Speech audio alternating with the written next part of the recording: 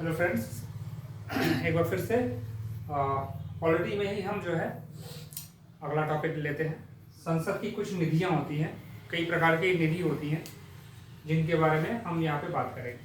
ठीक है, निधि मतलब पैसा, जहाँ पे पैसा एलोकेशन 3 तरह से किया जाता है। तो आगे हम चर्चा करेंगे इसके बारे में, देखते हैं। आइए, इसके पहले वाली क्लास में हमने जो है संसद के सदन के नेता के बारे में जो है चर्चा की थी। विपक्ष का नेता, सदन का नेता, और उसके पहले संसद के सत्र की दिन भर की जो एक टाइम का जो है विभाजन होता है कि कब कब कौन से पीरियड में क्या क्वेश्चन आवर होगा, कौन से पीरियड में 0 आवर होगा, उसके बारे में हमने देखा था। तो अभी अगला टॉपिक यही है, संसद की निधियां। संसद ही चल रहा है हमारा पूरा ओवरऑल टॉपिक पॉलिटी में, उसी में आगे पॉइंट ले रहे हैं।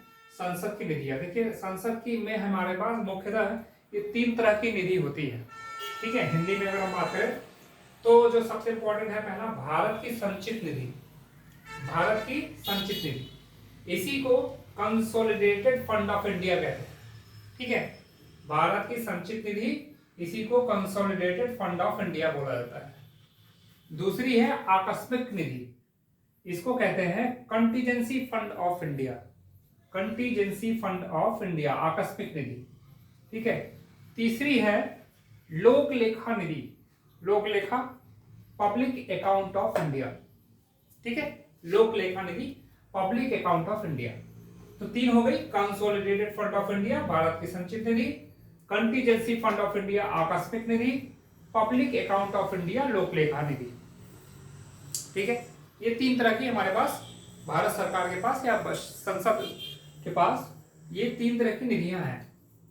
अब देखिए इसमें क्या क्या, इसको हम कैसे समझ सकते हैं।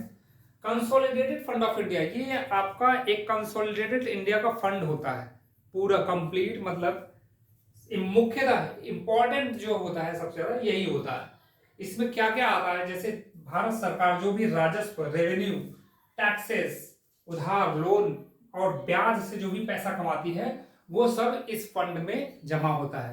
उसी से ये फंड बनता है। जो टैक्स लेती है गवर्नमेंट, अलग अलग तरीके के राजस्व, रेवेन्यू, उधार, ब्याज, जो भी चीजें आती हैं वो इस फंड में जमा होती है। इसी से ये फंड बनता है, इसी से फिर आगे जो है सारे काम होते हैं। ठीक है, तो ये हो गया कंसोलिडेटेड फंड ऑफ इंडिया। अब ये एक फंड बन गया। अब भारत सरकार को या देश को पैसे की जरूरत है किसी भी चीज के लिए, देश चलाने के लिए, तो इसमें पैसे निकालते कैसे हैं। देखिए उसके लिए एक विधेयक पारित कराना होता है। ठीक है, उसी को कहते हैं विनियोग विधेयक। विनियोग विधेयक पारित कराना होता है अगर कंसोलिडेटेड फंड ऑफ इंडिया से हमें पैसे निकालने हैं तो। और पारित कराना होगा किससे, संसद के दोनों सदनों से। दोनों सदन सत्र में होने चाहिए और उसके दोनों सदनों से ये विधेयक पारित होने के बाद ही हम इससे पैसा निकाल सकते हैं। यानी कि संसद की अनुमति आवश्यक है।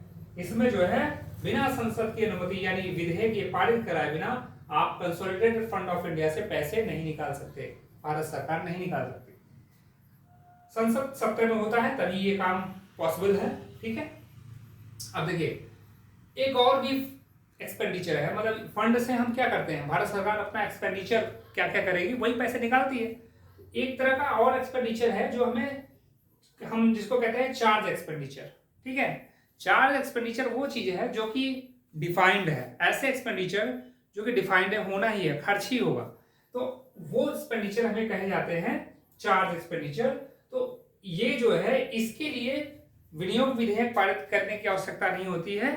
संसद में सिर्फ चर्चा होगी और चर्चा के द्वारा ही इससे पैसे इन चार्जेस के लिए निकाल सकते हैं। ठीक है, एक छोटा सा पॉइंट है, स्टार मार्क है, ये मैंने यहाँ अलग कर दिया, लेकिन ये पूरा आप समझ लीजिए मोटा मोटा कि कंसोलिडेटेड फंड ऑफ इंडिया से राजस्व, कर, उधार, ब्याज ये इसके सोर्स ऑफ इनकम है और इसी से इस पे फंड जमा होता है। और विनियोग विधेयक पारित कराना दोनों सदन जब सत्र में हो तो पारित किया जाता है। ठीक है, अब ये अगला हम देखते हैं तो आकस्मिक निधि।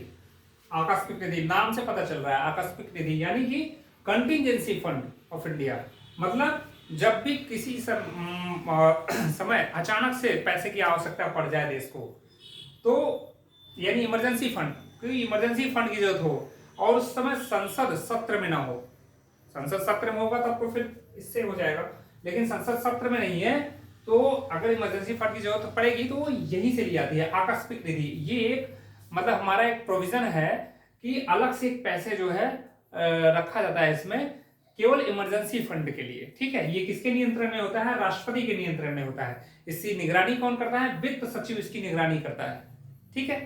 फाइनेंस सेक्रेटरी, वित्त सचिव इसकी निगरानी करता है, और तभी इसमें से पैसे निकालते हैं जब संसद सत्र में ना हो, राष्ट्रपति की अनुमति से, ठीक है। अच्छा, संसद की पूर्व अनुमति की इसमें आवश्यकता नहीं होती है, ठीक है, लेकिन आपने इस फंड से पैसे निकाले, राष्ट्रपति ने अनुमति दे दी, पैसे फंड से निकाले किसी आकस्मिक एक्सपेंडिचर के लिए, किसी आकस्मिक जो है फंड की आवश्यकता पड़ गई उसके लिए, लेकिन ये पैसे जो है इमरजेंसी फंड के लिए हैं, आप इसमें से निकालेंगे तो तुरंत इसमें वापस भी करना है। तो वापस कैसे करेंगे? जब जो है संसद जो है सत्र में आएगा तो विनियोग विधेयक पारित करा के इसमें जो पैसे इससे निकाले गए हैं वो विनियोग विधेयक पारित करा के कंसोलिडेटेड फंड ऑफ इंडिया से वापस इसमें जमा कराए जाएंगे, ठीक है, ताकि ये एक सुरक्षित निधि हमेशा बनी रहे, ठीक है, रिजर्व फंड समझ लीजिए इसको। तो मुझे लगता है कि आपको समझ में आ गया होगा, ठीक है।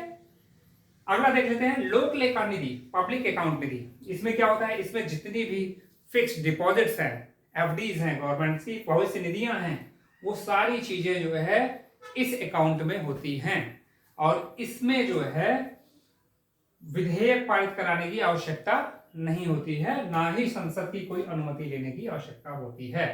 आर्टिकल आप देख लीजिए तीनों निधियों की। आर्टिकल 266 में कंसोलिडेटेड फंड ऑफ इंडिया की चर्चा की गई है। आर्टिकल 267 में आकस्मिक निधि यानी कंटीजेंसी फंड ऑफ इंडिया की चर्चा की गई है। आर्टिकल 266 में लोक लेखा निधि यानी पब्लिक अकाउंट ऑफ इंडिया की चर्चा की गई है। तो आपके लिए ये एक टॉपिक था जो हम लोगों ने डिस्कस किया। इसका आप स्क्रीनशॉट ले लीजिए, इसको एक बार देख जाइए, और जब भी जरूरत हो तो इसको आप रिवाइज कर सकते हैं। तो इसी के साथ अगर आपको वीडियो पसंद आया हो तो इसको लाइक कीजिए, सब्सक्राइब कीजिए, शेयर कीजिए लोगों के साथ, और हम ऐसी वीडियो लगातार डेली क्लासेस हमारी रहेंगी। सारा टॉपिक मैं कवर कराऊंगा, पॉलिटी का एक भी टॉपिक नहीं छूटेगा, यहाँ पे सारी चीजें कवर होंगी।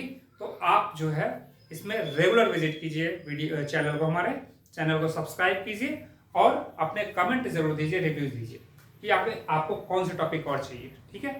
Thank you very much.